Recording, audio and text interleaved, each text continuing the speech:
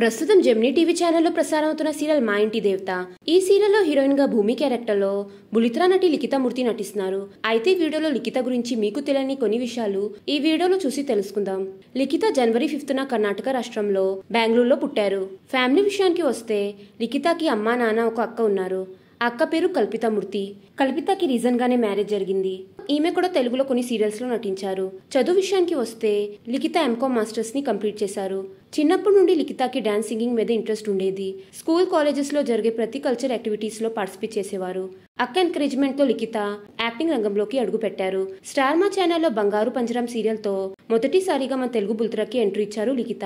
ఆ తర్వాత రాఖీ పూర్ణిమ, Rajeshwari Vilas coffee club వంటి సీరియల్స్ లో నటించారు. ప్రస్తుతం అయితే జెమినీ టీవీ ఛానల్లో ప్రసారం అవుతున్న మా ఇంటి దేవత సీరియల్ మరియు ఈటీవీ ఛానల్లో ప్రసారం అవుతున్న ఝాన్సీ సీరియల్ లో నటిస్తూ తమ అందం అలానే అద్భుతమైన నటనతో తెలుగు ప్రేక్షకుల్ని బాగా మెప్పిస్తున్నారు.